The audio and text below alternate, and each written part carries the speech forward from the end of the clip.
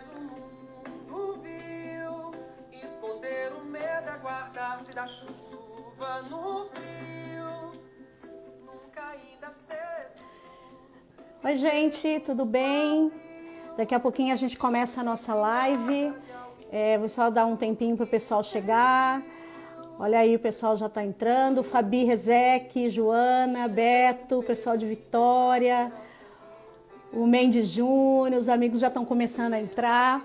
Daqui a pouquinho a gente vai começar nosso debate aqui no Resenhas da Gaveta, que é um projeto com lives que vão debater vários temas e temas bem interessantes do nosso cotidiano, do nosso dia a dia. E hoje a gente vai falar sobre fake news, sobre essa pandemia de fake news que a gente está vivendo.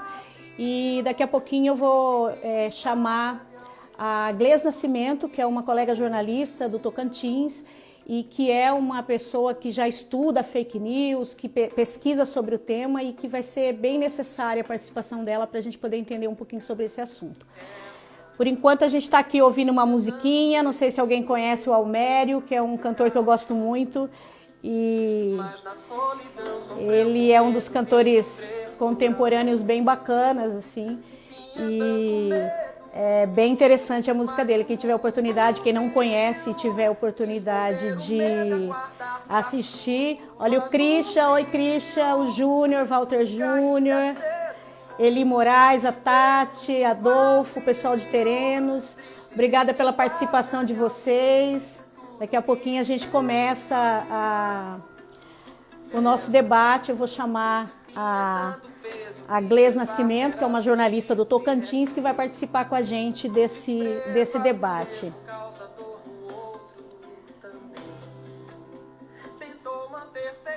O pessoal está entrando, daqui a pouquinho a gente já começa.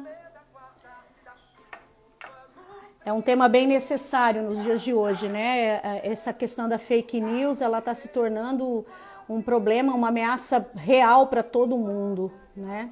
Jéssica entrou aí, obrigada pela participação. Rita, os amigos todos, colegas aí de profissão também participando. Muito obrigada pela participação de vocês. Vou esperar o pessoal entrar daqui mais um pouco para a gente poder começar, tá bom? E eu tenho certeza que esse tema é um tema que interessa a todo mundo, porque hoje, com a globalização das informações, eu acho que todo mundo hoje está sujeito a ser vítima de uma fake news, né? E é um tema bem interessante e bem necessário nesse momento que a gente está vivendo. Vou esperar um pouquinho só para o pessoal entrar, para a gente poder chamar a Gleis Nascimento, que é a jornalista que vai participar comigo desse debate, desse bate-papo, sobre esse tema bem interessante e bem necessário para todo mundo nesse momento. Vamos colocar mais um pouquinho do Almério aqui para vocês ouvirem. Quem não conhece, fica a sugestão. É bem interessante esse cantor. Ele tem uma música, um MPB mais contemporâneo e fica... É uma música bem leve, bem bacana. Eu espero que vocês gostem da sugestão. E eu particularmente gosto muito do Almério. Daqui a pouquinho a gente vai chamar a nossa participante do Resenhas da Gaveta, que é esse projeto bem despretensioso que a gente está lançando, para debater esses temas que às vezes ficam guardadinhos ali numa gaveta, e nesse momento que a gente não pode estar na roda de amigos, muitas pessoas não estão nem no ambiente de trabalho, que é o lugar que a gente pode estar batendo papo, que a gente pode estar debatendo assuntos de interesse da sociedade, né? Então é por isso que eu resolvi lançar esse projeto e tirar da gaveta esses temas que ficam aí guardadinhos e que eu acho que é bem necessário e pertinente para o nosso dia a dia. Oscar, pernambucano, Oscar, isso mesmo, ele é ótimo. Ó, o pessoal tá entrando aí, Mariana, Janete, Joilson, os colegas já estão entrando.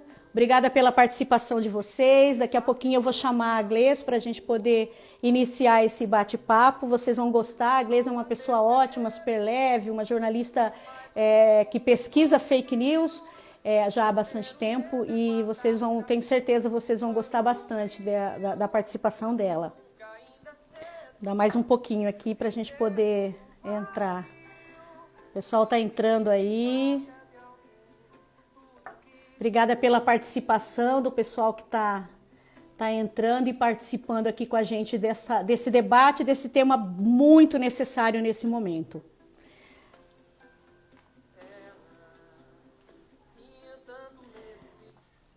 Vou chamar aqui a nossa participante já está aqui na sala.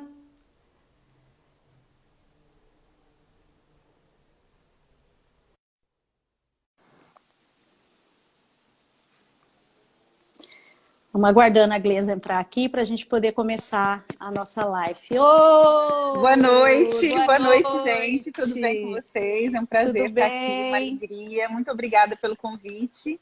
Obrigada a você pela sua participação aqui, desse bate-papo, desse debate sobre esse tema tão necessário, né, Gleisa, nesse momento que a gente está vivendo.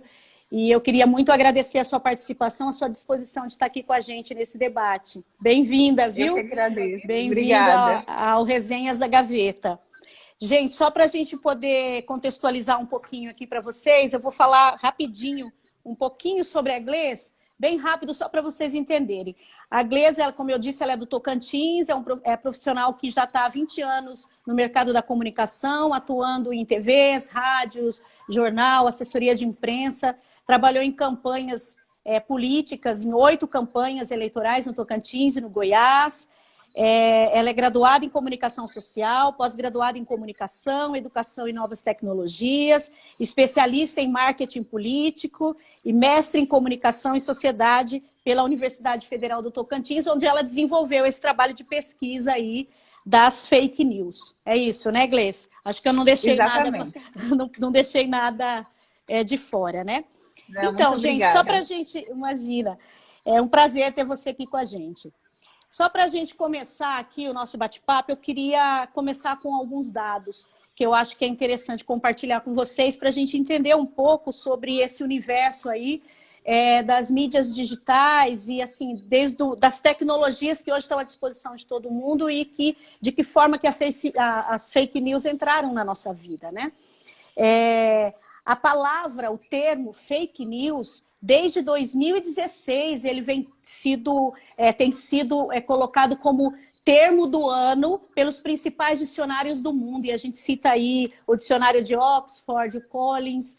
Então, desde 2016, fake news tem sido a palavra do ano. Então, ela já está assim, no mundo inteiro, disseminada, no mundo inteiro, a fake news ela está presente na vida de todo mundo.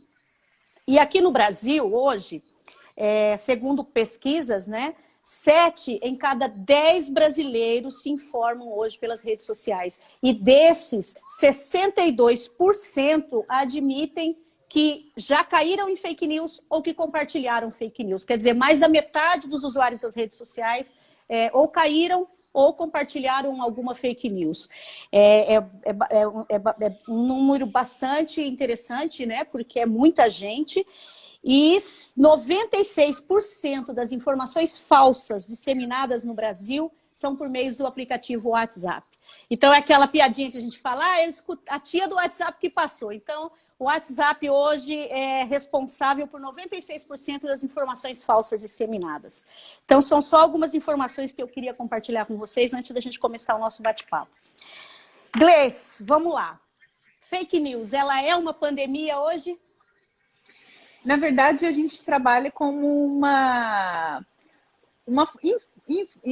não necessariamente uma pandemia, mas uma grande quantidade, né, de desinformação circula nas redes sociais, principalmente nesse momento de pandemia, né? Todo mundo já deve ter visto aí nos grupos de WhatsApp. Eu faço parte de um grupo aqui, Eliane, só para a gente falar um pouco melhor, eu faço parte de um grupo de jornalistas aqui que nós investigamos e procuramos ajudar as pessoas, né, voluntariamente a desmentir fake news em relação ao coronavírus. Então, nesse momento, sim, muitas entidades consideram que a gente vive uma pandemia de desinformação nas redes sociais, tanto em relação ao coronavírus, quanto em outros tipos de desinformação. Só para a gente ter uma ideia, tem uma informação do relatório digital, de segurança digital de 2018, que mostra que política é o primeiro assunto mais disseminado com desinformação nas redes sociais. Saúde é o segundo e o terceiro é o dinheiro fácil. Então, tudo que chama muito a nossa atenção, que lida muito com o ser humano, acaba rendendo muita desinformação, porque essa é a intenção da desinformação, né? É poluir, causar um espectro negativo, né, em relação à informação, e isso é muito perigoso para a gente enquanto sociedade. Eu não gosto dessa afirmativa de uma pandemia, não é? A gente, como pesquisador, a gente evita essas afirmativas, né? Então, eu penso que realmente a gente vive um momento muito complexo, porque todos nós somos disseminadores de informação e também de desinformação. Você citou o WhatsApp, cada um de nós tem pelo menos 5 grupos, ou 3, o grupo da família, né? O grupo da escola, né? E esses grupos, por terem pessoas confiáveis neles, por serem pessoas próximas, a gente acaba não checando tudo que chega por ali. Então, esse é o grande problema. Na verdade, desinformação sempre existiu na humanidade. A mentira é uma faceta inerente do ser humano, até por uma questão de sobrevivência, né? Quem nunca mentiu, né? Mas hoje, esse boato, essa desinformação que circulava em pequena escala, hoje, ela circula em grande escala, né? Então, antes você contava uma desinformação ali para o seu grupo de família e dificilmente isso ganhava uma proporção como ganha hoje com as mídias digitais, com as redes sociais. Então, com o que a gente coloca hoje tem uma grande responsabilidade. Eu acho que a gente pode começar falando dessa responsabilidade que nós temos como cidadãos, não só jornalistas, mas todo mundo que nos acompanha aqui, todo mundo tem essa parcela de responsabilidade, com certeza. E você falando em responsabilidade, a gente vê muito essa questão do fake news como um destruidor de reputações, né? A gente Exatamente. percebe que no dia a dia a gente vê muita gente ali sendo vítima.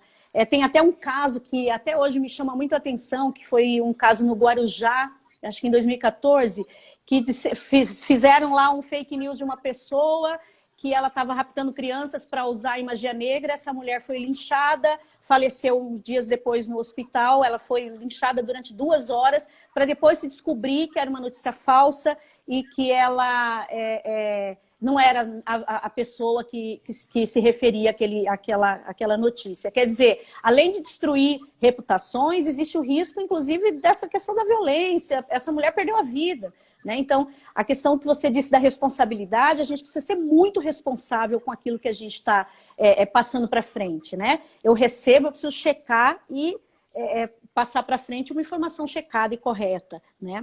E nesses tempos... Pode falar. Desculpa, pode falar. Não, eu só ia dizer assim, que é muito mais difícil a gente desmentir uma fake news, porque ela atinge 6 vezes mais do que a verdade. E se a gente joga num grupo, dificilmente quem viu, porque a internet ela é dinâmica, né? Você coloca, vem outra notícia na frente, então quem viu a desinformação ou a fake news, dificilmente vai buscar a informação correta ou vai passar pela informação. Então, é muito complicado, a gente tem que realmente ter muito cuidado com isso. A gente indo para esse momento que a gente está vivendo hoje, a pandemia do coronavírus, tal, né? De que forma que você acha que a fake news ela atingiu e causou danos aí nesse combate ao coronavírus, na questão da informação? Nossa, nós temos vários apontamentos em relação a isso. Primeiro porque, em relação aos medicamentos, houve muita informação truncada e desinformação a princípio, a gente não sabia se podia usar máscara ou não. E em relação aos medicamentos, como a gente está vivendo um momento que nunca vivemos na história recente, né? Então, a ciência está acontecendo e nós estamos passando e experimentando isso. Então, cada nova informação gerava muita desinformação. E também porque nem todos, eu não sei como é que é aí no Mato Grosso do Sul, mas assim, os próprios líderes que nós temos nem sempre estão dispostos a trabalhar com a informação, né? Então, eles também causam desinformação, né, truncando informações. Então, nós tivemos várias questões aqui no Tocantins. E nesse grupo que eu faço parte, que é o Desminto, nós tivemos mais de 20 desinformações desmentidas. Ontem mesmo eu tive que desmentir uma desinformação que era aí do estado vizinho, do Mato Grosso. Parece que um deputado colocou que estava observando EPIs que não foram usadas. Não sei se isso chegou a circular aí. Então, são vários tipos de desinformação, tanto em relação a medicamentos, podendo até... Teve uma pessoa que faleceu nos Estados Unidos porque tomou dose exagerada de um medicamento, outros estavam tomando água sanitária porque o líder do país, no caso Trump, né, havia feito um tom de brincadeira, né? Olha, serve, pode tomar, né, detergente, água sanitária. Então, a gente pensa que não, parece absurdo às vezes, mas quando a gente coloca uma desinformação, que quando você tem informação de qualidade, você fala, não é possível que alguém vá fazer isso. Mas as pessoas fazem. O que acontece, Eliane? Existe uma questão também que é trabalhada junto com a fake news e com a desinformação, que é a pós-verdade, que é aquilo em que eu acredito. Que também foi outra palavra muito disseminada em 2017, foi considerada a palavra do ano também, em 2016, porque a minha verdade tem mais peso do que o fato em si, porque é aquele viés da confirmação. Por isso que as fake news fazem tanto sucesso.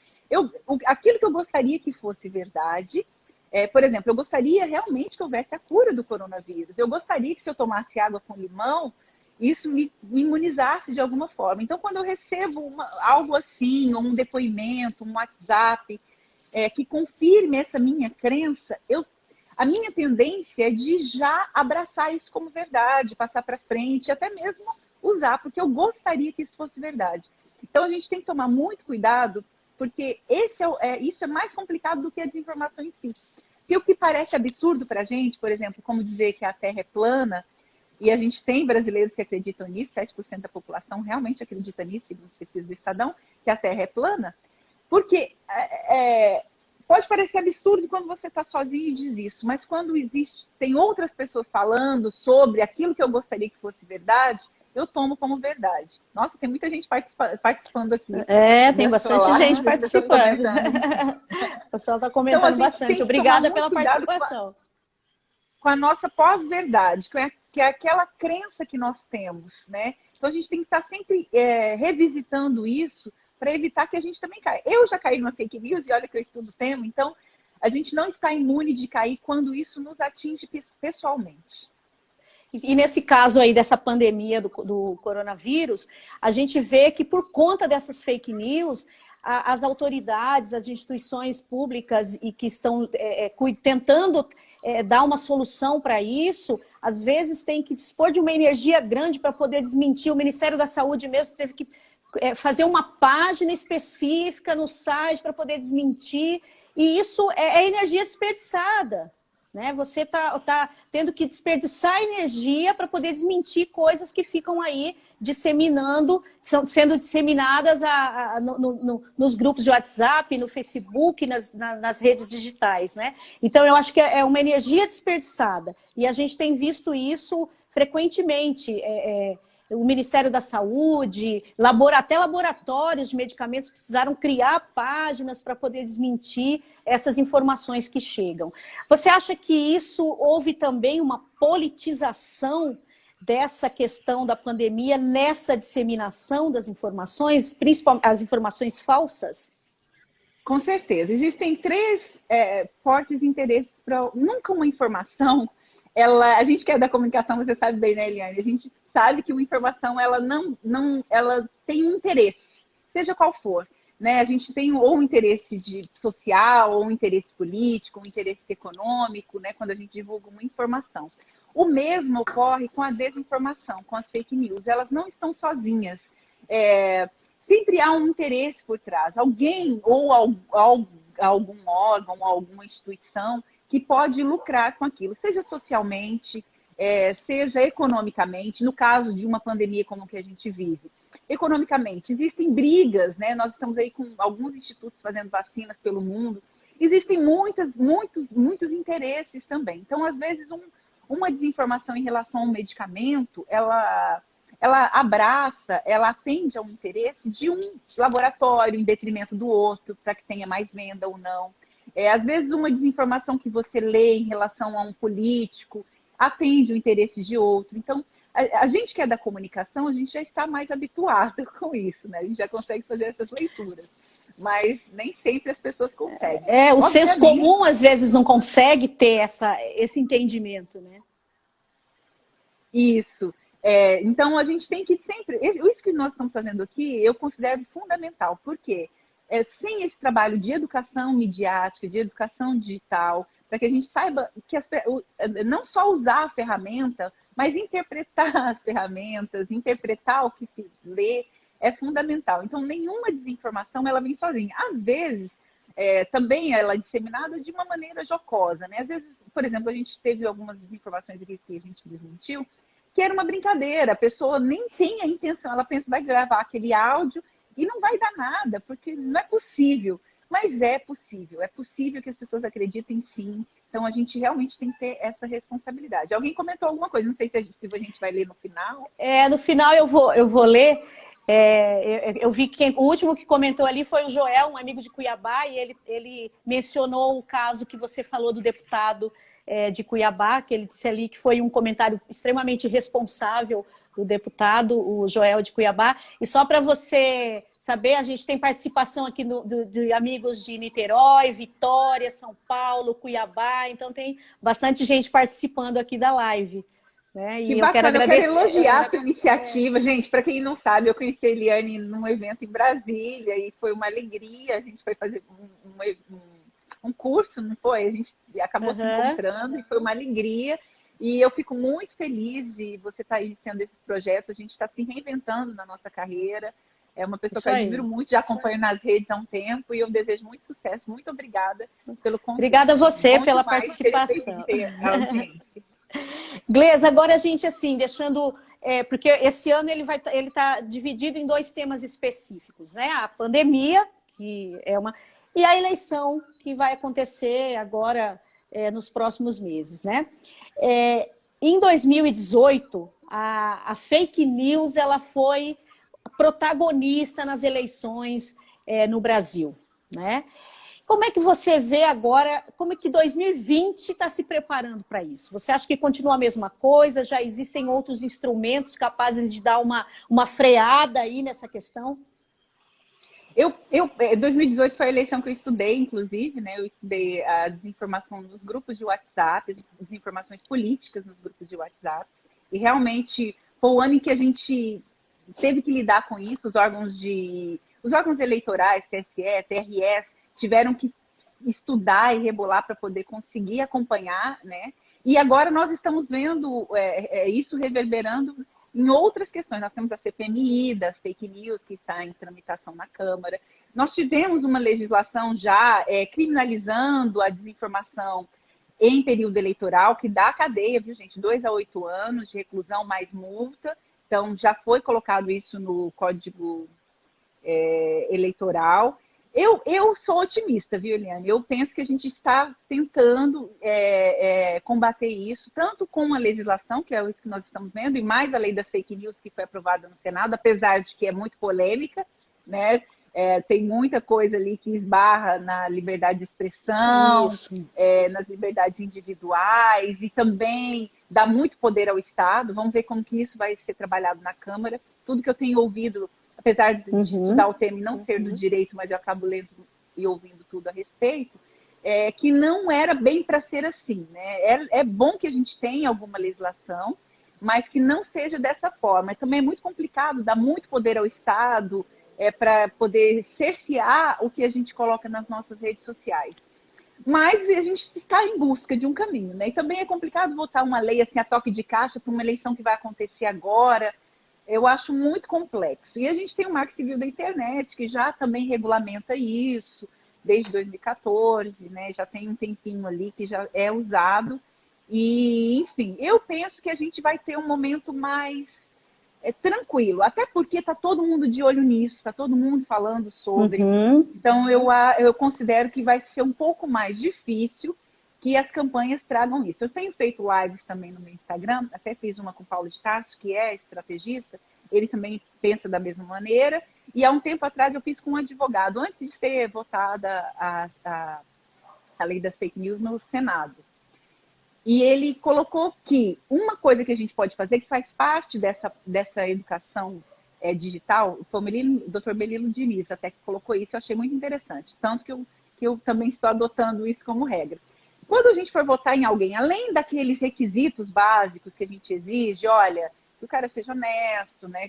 Ou o cara ou a mulher, o candidato seja honesto, que ele atenda às necessidades da população e que também a gente observe se ele não está disseminando ou a militância dele fake news. Então, se a gente consegue ver isso, se a gente percebe que alguém da militância está disseminando, a gente pode dizer, olha, o jeito como você está conduzindo a sua campanha, não dá para mim, porque eu não quero esse tipo de candidato. Eu acho que é um caminho que a própria sociedade faça essa regulação. Demora.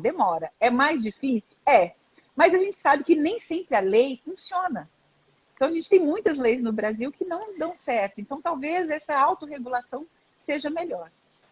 Até porque a eleição esse ano é uma eleição municipal, né? Então, eu fico, às vezes, tentando entender de que forma que vai ser fiscalizado isso, porque são 5 mil e tantos municípios, é a eleição de vereador, é a eleição de prefeito. Então, assim, vai ser difícil, né? A gente, que nem você diz, a gente é otimista, a gente quer que as coisas sejam diferentes. Eu acho que precisa imputar mesmo a sociedade a ajudar nesse controle, né? Ajudar a fiscalizar. Eu acho que o que precisa é de uma consciência de educação mesmo, né? As pessoas entenderem que o quão nocivo é a fake news, independente de qual interesse que ela se propõe, né? Mas que ela é extremamente nociva, e eu acho que precisa imputar e dar essa responsabilidade para a sociedade também fiscalizar. Só que isso demanda conscientização, educação, e é um trabalho de formiguinha, né? Um trabalho que a gente está precisando fazer todo mundo, todo dia, a todo momento, para poder conscientizar as pessoas de que elas também são responsáveis por essa fiscalização. Porque uma eleição de prefeito, a gente sabe, são muitos municípios, são quantos vereadores aí que disputam a eleição, né? Então, é bem complicado fiscalizar. Você citou aí essa lei que foi aprovada no Senado, que está esse debate agora na Câmara, né? Eu tenho até aqui o número da lei, que é o projeto 2630/20, que institui a Lei Brasileira de Liberdade, Responsabilidade e Transparência na Internet.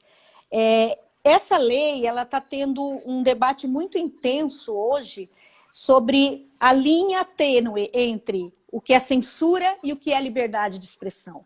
Mas você, na sua opinião, como pesquisadora, você acha que essa lei, essa forma de regulamentar a internet, ela é censura ou ela é liberdade de expressão? Nossa, você me colocou numa situação. Ah, Eliane, ótimo, adorei. Me colocou numa saia justa. Olha, eu ainda não tenho opinião formada a respeito disso. E como eu disse, eu acho muito complexo a gente colocar uma coisa tão pragmática no momento em que a gente está com uma eleição, no momento em que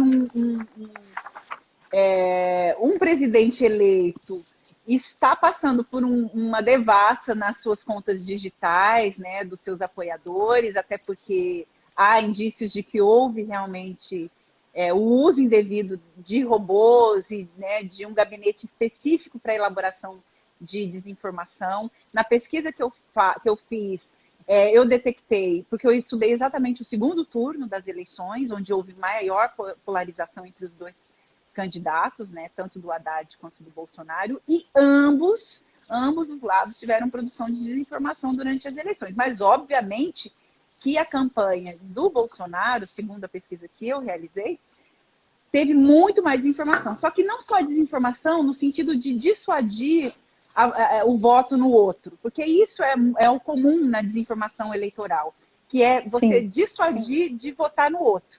Então, você tem um opositor e você dissolve a campanha dele com desinformação. Mas o interessante na campanha do Bolsonaro é que ele criou desinformação para se beneficiar, para persuadir o voto em si, que foi a mesma estratégia adotada pelo Trump, por exemplo, né, que usou, inclusive, desinformação do Papa como apoiador dele. Voltando à sua pergunta, eu realmente gostaria que houvesse uma reformulação da lei como ela está. Eu penso que a Câmara deve fazer esse debate mais amplo, principalmente em relação ao uso do WhatsApp, porque eles querem, entre outras coisas, identificar e quem encaminhou a mensagem. Hoje o WhatsApp já faz uma limitação de encaminhamento, quem usa o WhatsApp já deve ter percebido isso, você não pode encaminhar Já mais existe grande... uma regulação, né? Exato, é uma tentativa, né? Mas, assim, uma das minhas preocupações é colocar todo esse poder na mão do Estado, para ele saber, porque, assim, do Estado que eu digo, de quem estará governando, né, nesse período. Então, imagina se a gente pode salvar os dados dos responsáveis pelo encaminhamento de mensagens, que é uma das propostas. É um pouco complicado, porque é como se a gente não tivesse domínio dos nossos dados. A gente viu que nos Estados Unidos isso aconteceu, com o Facebook, né, e desses dados serem vendidos, inclusive para campanhas. Eu penso que é muito complexo o assunto e a gente merece debater ele com um pouquinho mais de cautela, né? O direito à privacidade ele é importante. Alguns países avançaram nisso nas leis de desinformação, a Alemanha avançou, mas focando muito no ódio. Como é um país que já teve problemas no passado, né, com o nazismo, então eles criaram leis específicas para isso, e não necessariamente para desinformação.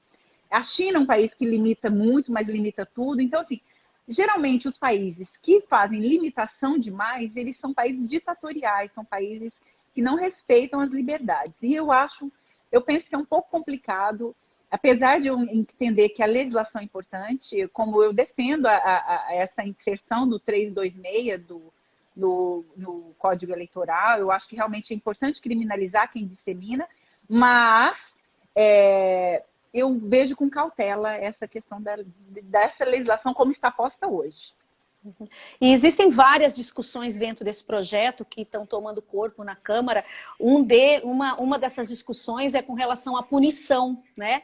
Que parece que é uma punição extremamente rigorosa, que quase que se iguala a punições de crimes bem mais graves do que esse, né? Então, às vezes, essa discussão também da punição. Então, eu também acredito que esse projeto vai sofrer muitas alterações durante esse período que ele vai estar sendo analisado na Câmara, até para se chegar a um denominador comum, para que não seja uma coisa nem muito rigoroso para um lado e nem para o outro. Que a gente tenha o nosso direito à privacidade preservada, mas que a gente também tenha como regulamentar essa questão da disseminação nociva, né? Dessa disseminação de notícias falsas que realmente causam danos à sociedade, né?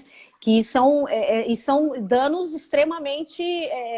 são gigantescos, né? Como eu citei no início ali, pessoas que até morreram por conta de fake news. Então, eu acredito que eles devam chegar a um equilíbrio aí nesse projeto para a gente poder ter uma lei que regulamente isso, mas de uma forma que seja boa para todos os lados, para todo mundo, principalmente para a gente enquanto cidadão.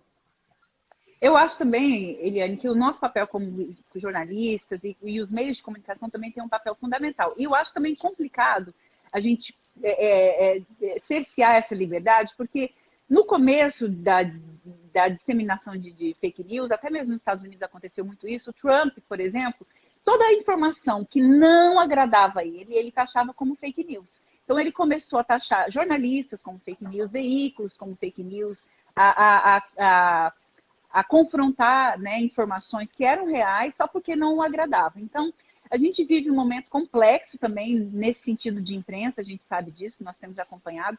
Então, se a gente começa a aprovar esse tipo de lei do jeito que está, de uma forma dura, de cerceamento, sem um debate maior, a gente também corre o risco de limitar o trabalho da imprensa, que tem um papel da imprensa tradicional, da imprensa séria, que, né, coloca os dois lados. Então, é importante a educação midiática para que as pessoas saibam o que é opinião, porque você pode discordar do outro, você pode não concordar com uma informação, e isso não é falso, isso é legítimo. É a dinâmica da democracia, né? Exatamente. E isso não é falso, mas se a gente coloca leis muito rígidas, então às vezes a informação é verdadeira e você pode ser cerceado como falso porque é uma opinião, porque é verdadeira, porque não agrada a mim que estou no poder. Então isso realmente é muito complexo. Eu vejo, até conversei com a presidente do Sindicato de Jornalistas aqui de Tocantins, a Alessandra Bacelar, não sei se ela está aí, que nós, como imprensa, temos um papel fundamental nisso também. E talvez os veículos colocarem a desinformação, o G1 já faz isso muito bem, outros veículos fazem isso de checagem, né? Mas talvez colocar nos veículos de grande abrangência, rádio, TV, o que é desinformação em relação a um tema que está circulando. Porque a gente desvenda e traz à luz a verdade em vários temas, né? A gente faz denúncias de vários aspectos, mas a gente não faz a denúncia que atinge a comunicação, o jornalismo, com raras exceções. Eu vi uma matéria no Fantástico que eu gostei muito, que era colocando essas pessoas que mandam áudios falsos nos grupos, expondo essas pessoas, porque elas muitas vezes, algumas vezes não atendem interesses nem econômicos nem políticos, às vezes são só brincadeiras, não, o achismo, aquela conversa de boteco que a pessoa põe no WhatsApp, que hoje ganha uma grande proporção. E isso tem que ser responsabilizado, porque senão o cidadão não consegue ter a dimensão do problema que ele causa com uma simples disseminação em WhatsApp. Tem um questionamento aqui da Isabela Tavares, que é uma colega jornalista de Brasília, e ela pergunta o seguinte: com a dinâmica das tecnologias, das redes, uma lei assim já não nasce velha? O que você acha disso? Qual que é a sua opinião sobre isso? Vamos começar a tentar responder o pessoal aqui. Carolina, muito interessante sua abordagem. Isabela. Porque... Oi? Qual o nome dela? Isabela. Desculpa. Isabela Tavares. Isabela, desculpa. Isabela, eu pulei aqui. Isabela Tavares. Muito interessante sua abordagem, porque realmente na internet é tudo muito dinâmico, né? Mas é importante que tenha. Por exemplo, o Marco Civil é da época que a gente tinha Orkut ainda, né? Então, já está desatualizado. Mas é importante que tenha e que a gente vá atualizando. O ideal era que fosse uma lei como é a Constituição, que vale, né, para sempre. Mas, por se tratar de uma lei que diz respeito à internet, que é sempre inovadora e está sempre mudando, eu acredito sim que a gente já nasce com problemas, já nasce com dificuldades. E tem que ser mais debatido antes de ser aprovado. Talvez a gente consiga fazer um texto único, mais inteligente, mais perene, né, que dure mais tempo. Mas isso tem que ser debatido com todo mundo, não só entre os políticos, entre sociedade, jornalistas, pesquisadores da área, advogados, né, quem lida com isso no dia a dia, quem lida com calúnia e difamação. Eu acho que a gente tem que participar mais, né, assistir essas CPMIs quando voltar, estar mais inserido e procurar ler, porque isso atinge todos nós, de alguma forma. É aquilo que eu falei, imputar responsabilidade para a gente também, né? Para a sociedade, né? A Carolina Sartomen, que é uma educadora daqui do Mato Grosso do Sul, ela diz o seguinte: mas e a difamação e alterações de imagens, cujos direitos de resposta nunca será da mesma proporção que as fake news? Esse é um problema. O que eu tenho sugerido... Que é a manipulação da imagem, né? Na verdade, a desinformação ela tem vários espectros e a gente vai ter que lidar com a deep fake news, que é muito mais complexa, que é a alteração tão perfeita tecnologicamente que a gente nem sabe se é a pessoa ou não. Mas eu espero que a gente ainda demore um pouquinho para ter que lidar com isso de fato. Hoje é feito de uma forma mais em tom de brincadeira, né, em alguns perfis de Twitter e etc. A gente recebe aqueles vídeos em que há a montagem, né, do atual presidente com o ex, não sei se vocês já viram. Mas eu acho que ela está falando em relação assim, quando a gente consegue responder, na verdade, não atinge o mesmo público da desinformação. É isso, Carolina? Não sei se é essa... Eu acho que ela de resposta nunca terá a mesma proporção.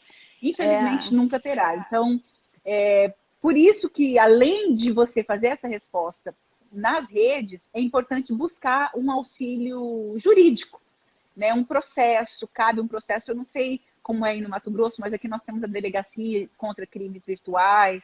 Além disso, é importante procurar um advogado, é importante procurar um assessor de imprensa, caso seja vítima de fake news, porque os veículos tradicionais podem ajudar nessa disseminação da boa informação, porque apenas nas redes não dá para a gente abranger, porque ela é muito dinâmica, né? Então, o que era assunto ontem, ele passa rápido, ele tem um boom e depois uma queda. Realmente é uma situação complexa, Carolina, e quem é vítima dificilmente vai conseguir limpar rapidamente o seu nome, limpar a honra. É muito complexo, é uma crise grande que a desinformação causa. Tem uma observação aqui da Ana Letícia, ela diz o seguinte, que para os idosos a notícia que recebe acaba sendo uma verdade absoluta, principalmente a que convém com o pensamento dele. Você acha que os idosos, eles são os mais... estão mais vulneráveis a cair nesses fake news? Sim, porque é uma geração que não está habituada com esses elementos. É uma geração que foi criada diferente da gente. Mesmo a minha geração que é intermediária, a gente está se adaptando, né, às novas tecnologias. Mas os idosos são mais vítimas, com certeza, porque eles estão vulneráveis a essas crenças anteriores, né? Eles não estão habituados com isso, ainda mais se recebe de um grupo de família, como eu disse, né? A gente tende a acreditar que no grupo de família ninguém mente pra gente. É nossa mãe, é nosso tio, é nossa sobrinha, é alguém, né, dali. E às vezes a pessoa recebeu aquilo de outro grupo, né? Existe uma pesquisa, acho que no Nordeste, eu não sei se vou me lembrar agora, que os grupos de WhatsApp de família é onde há mais disseminação de desinformação. Então, os idosos sim são os mais vulneráveis, até eles são mais vulneráveis tanto a acreditar quanto a espalhar. Teve uma colega minha aqui no Tocantins que a mãe foi parar no hospital porque recebeu uma desinformação em relação ao coronavírus, ingeriu um medicamento que não poderia e acabou tendo que ir para o hospital. Então, assim, gente, é realmente muito sério. E aí ela sempre me manda as coisas para eu desmentir. E esse papel é de todos nós, assim, a gente tem que realmente tomar muito cuidado, né? Porque todo mundo é vulnerável, mas existem essas categorias de gente que não está muito habituada com a informação e os idosos estão entre eles porque eles não estão habituados com as ferramentas, com esse novo jeito de gerir o mundo, de agir do mundo. É tudo muito novo ainda para eles, né? Essas tecnologias. Né? Eu vou ler aqui uma observação da Lisa Costa, que ela é professora de comunicação da Estácio de Sá, Campo Grande, está finalizando uma pesquisa sobre desinformação com os alunos de comunicação e ela é pesquisadora em educomunicação.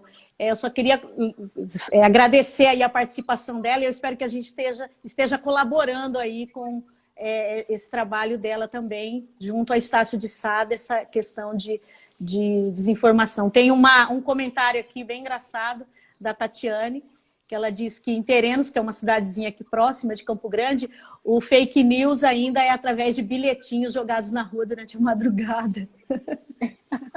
Cidade pequena, assim, hein, Tati? Funcionava nas campanhas eleitorais antigamente, né? A gente tinha essa forma de dissuadir de votar no outro candidato, né? Que eram os panfletos apócrifos. Isso era muito comum. E isso atingia um volume pequeno, né? Depois passava limpando e tal. O problema das redes, por exemplo, eu comentei aí desse caso desse deputado estadual do Mato Grosso, mas as pessoas aqui do Tocantins estavam achando que era aqui, que era no ginásio aqui, porque eu acho que o nome do ginásio tinha Tocantins, alguma coisa assim. Então, para vocês verem como é grande, uma coisa que saiu daí, né, veio parar aqui. Então, a gente não tem realmente ideia dessa proporção. Eu queria cumprimentar essa professora, qual o nome dela? Lisa, que você falou da Estácio? Lisa Costa, isso. Lisa, muito obrigada pela sua participação. Eu vou tentar te seguir, Lisa Costa, se puder me seguir para a gente trocar informação, trabalhar artigos juntos, enfim, eu acho muito importante que a gente possa trabalhar esse tema mais e mais, até para contribuir mesmo com a sociedade. Eu escolhi esse tema por isso, pela contribuição, enfim, para poder ajudar mesmo.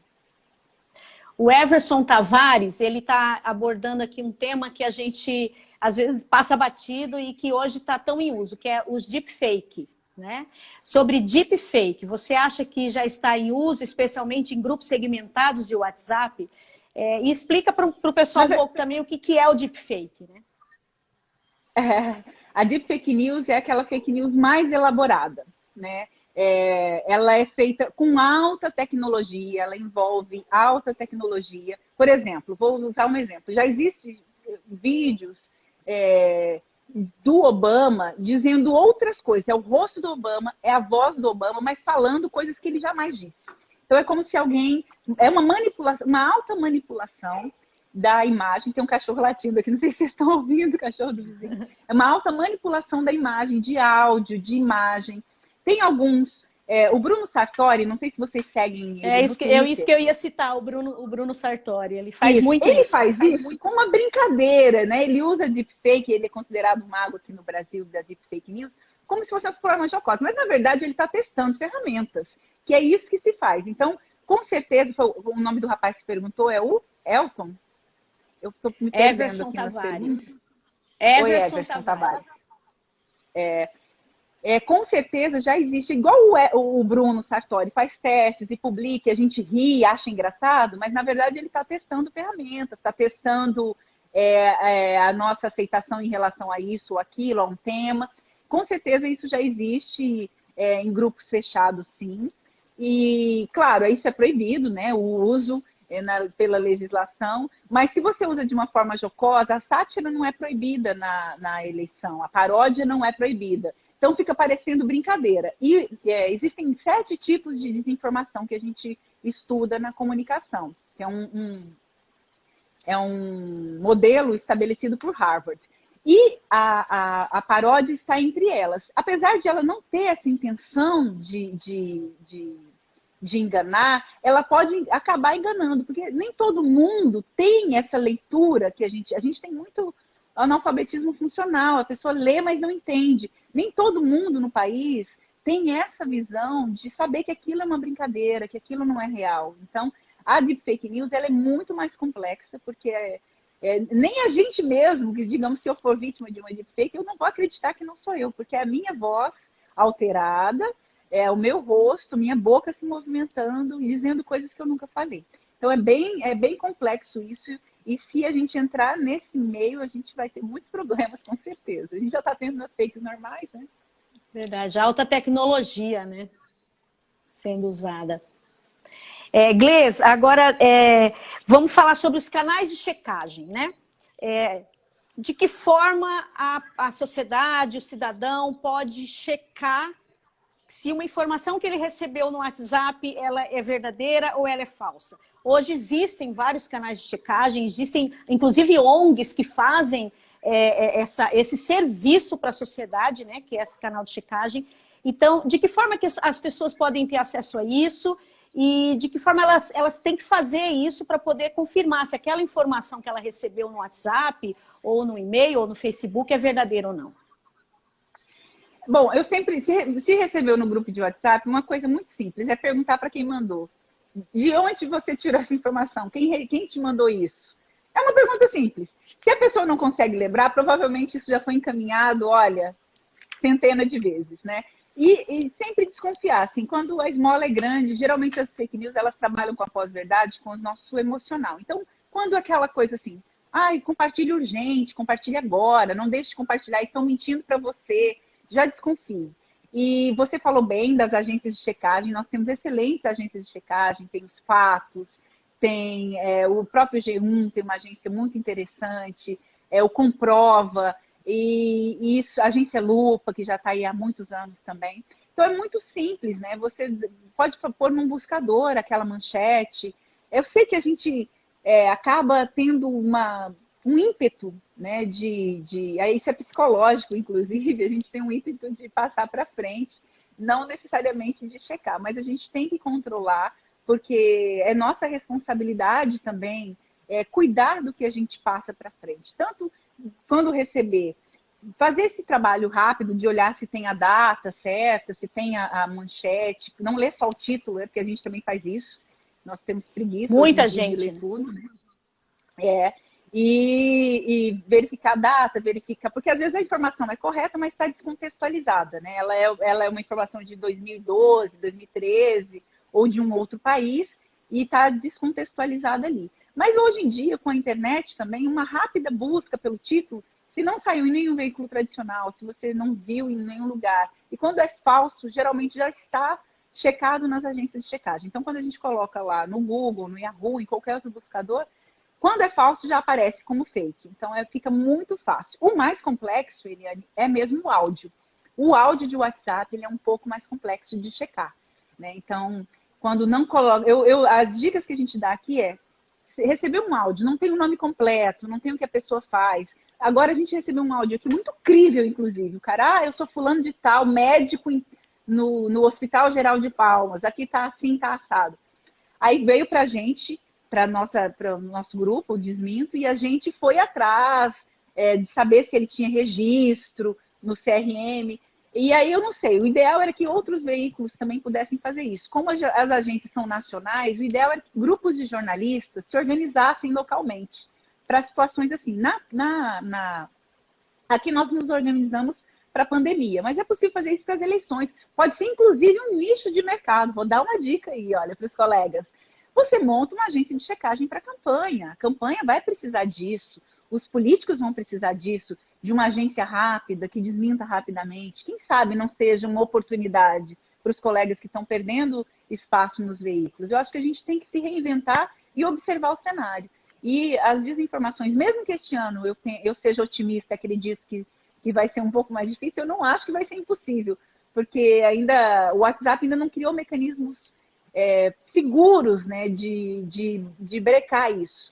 Então, com certeza, e como calúnia, difamação, boato anda junto com política, desde os primórdios, desde a Roma Antiga, então acho que pode ser uma boa ideia de empreendimento, né? Criar uma agência de checagem para as eleições, oferecer esse serviço para os partidos, enfim, e fazer esse trabalho inverso, em vez de distribuir desinformação, distribuir informação e ajudar, né? Uma forma de colaborar com a sociedade. Ótima ideia. Tem mais gostou da ideia, olha aí, viu? Tem uma pergunta aqui da Gabi Couto, que é jornalista da Rádio CBN aqui de Campo Grande. Obrigada aí pela participação, Gabi. Ela está questionando o seguinte, sobre a questão do Facebook ter excluído as contas e agora terá que fazer auditoria. Eu tive minha conta desativada e não faço fake. Como você avalia essa medida drástica do Zuck? Íntimo, hein, Gabi, do Zuck? Na verdade, eles estão sendo pressionados, né? Para poder tomar alguma atitude e estão perdendo dinheiro. Assim, para as fake news e para qualquer outro tipo de ação, vale o follow the money. Né? Siga o dinheiro. Então, se eles estão perdendo dinheiro, obviamente eles vão criar medidas mais rígidas. Esse tipo de... O que aconteceu? Você compartilhou alguma desinformação? Houve alguma coisa assim? Seu perfil? Isso que é um problema também, Eliane, que eu aponto em relação à legislação, porque eu acho complicado. Porque às vezes, assim, olha, você tem um perfil curto, você não quer usar seu nome, você quer usar um pseudônimo, que é a sua liberdade, né? Então... tem usuários também que mudam de nome, trans, enfim. Eu acho muito complexo isso. Você pode processar o Facebook. Tem gente fazendo isso fora, né? Pedir para reaver sua conta, provar que você não é fake, não dissemina fake. Mas existem ações, e as ações só estão acontecendo porque as entidades e também as plataformas estão deixando de ganhar dinheiro. O Facebook perdeu muito dinheiro, perdeu muitos clientes em função do mau uso nas eleições de 2016, que nem era necessariamente um uso político, era um uso para clickbait, né, para as pessoas ganharem dinheiro com o número de clicagens, também existe isso no Brasil, e ele acabou perdendo a credibilidade. Hoje não é uma das redes mais críveis. Mas, e para poder diminuir isso, foi a alternativa que o próprio Face colocou. E uma outra coisa que o Face lançou há umas 2 ou 3 semanas, acho que tem um mês mais ou menos, eu estou um pouco perdido nessa pandemia, viu, gente? Muitos dias em casa, eles lançaram que quem compartilhar desinformação vai ser informado que é uma desinformação em relação a isso. Eu ainda não fiz o teste, eu quero usar minhas redes para fazer esse teste, para ver se realmente eles vão colocar a informação no lugar da desinformação, mas tudo isso que está acontecendo é em função dessas estratégias de seguir o dinheiro, né? Existem outras estratégias também, existem Sleeping Giants que já está divulgando empresas ou sites que falam, que divulgam desinformação, eles estão divulgando para que essas empresas deixem de lucrar. Então, quando se mexe no bolso, todo mundo arrepia, né? Então, acho que é uma boa alternativa, talvez mais do que a lei, talvez mais do que colocar a força da lei. A gente está quase já encerrando aqui o nosso tempo. Eu só queria agradecer aqui o pessoal que comentou, que não fez pergunta, mas que comentou, achando bacana a iniciativa. A Renata, Gabriel Saldanha, a Carol Sartomen também comentou mais uma vez aqui. Joel, de Cuiabá, a Luciana Zambuja, que é nossa secretária de Políticas Públicas para a Mulher aqui do Governo do Estado, ela está participando aqui com a gente, comentou, Edinho Panes, a Gabi, Janete Marolha, ela faz um questionamento aqui sobre o YouTube, se também é possível fazer essa checagem com o que vem na questão do YouTube.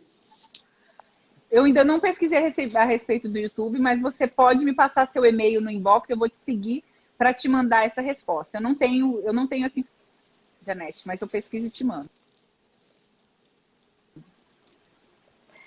Gente, olha, estamos chegando no final da live. Eu queria agradecer você, Gleice, pelo compromisso aí em participar com a gente e por todos esses esclarecimentos acerca desse tema que é tão necessário a gente debater. E é um tema que ainda vai merecer muito debate, né? Principalmente nesse ano, que é um ano eleitoral, e um ano atípico em função dessa pandemia que a gente está vivendo e que também foi uma forma de ter sido uma fonte de fake news, né? Eu queria agradecer a sua participação aqui no Resenhas da Gaveta e eu quero deixar aberto para você fazer suas considerações aí. Eu que agradeço, Eliane, muito boa a sua iniciativa, muito interessante as perguntas.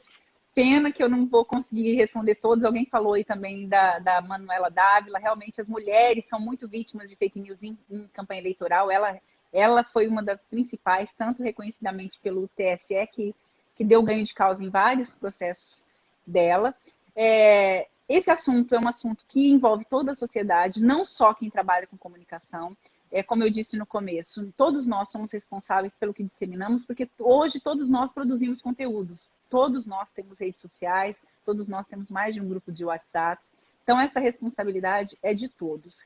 E esse trabalho que nós estamos fazendo aqui é fundamental. Essa sua iniciativa é maravilhosa, porque só com educação digital, tanto assim via internet, quanto a gente nos pequenos grupos, nos grupos de família. Não desistamos dos grupos de família. Alguém comentou aqui, olha, eu estou para desistir dos grupos de família. Não desista. Faça esse papel de levar a informação de qualidade, porque é nossa responsabilidade como cidadãos. E não tem como o Estado ou o governo, as leis, conseguirem abarcar tudo isso. Nós também temos que fazer a nossa parte. Eu agradeço, espero ter conseguido colaborar. Vou deixar meu e-mail aqui para vocês, vou anotar rapidinho aqui. Quem tiver perguntas que não foram respondidas, podem me mandar por e-mail. E meu Instagram é Gleice Nascimento Marketing. Vai ser um prazer, eu amo esse tema e continuo estudando sobre ele. Vai ser um prazer sempre que puder falar a respeito dele, porque eu acho que é um papel social, como comunicadora, como pesquisadora, poder levar essa informação. Obrigada, Eliane, você é maravilhosa, muito generosa, inclusive. Obrigada a você pela sua participação e pela disposição aqui em participar com a gente e debater esse tema. Obrigada, e eu quero agradecer também o pessoal que participou da live, o pessoal que esteve com a gente, que interagiu, que fez perguntas. Se a gente não conseguiu responder todas, eu quero pedir desculpas, mas aí depois eu vou tentar responder uma a uma, por e-mail ou no direct do próprio Instagram. Tá bom? Obrigada, pessoal. E até a próxima. O próximo tema do nosso Resenhas na Gaveta vai ser com o psiquiatra Eduardo Araújo, que vai ser na sexta-feira que vem, dia 31, onde a gente vai falar sobre a influência da notícia na saúde mental das pessoas durante esse período de pandemia. Eu espero que vocês participem também com a gente, vai ser um tema bastante interessante. Obrigada pela participação de todo mundo. Obrigada mais uma vez, Gleice, pela sua participação. Até a próxima, pessoal. Tchau.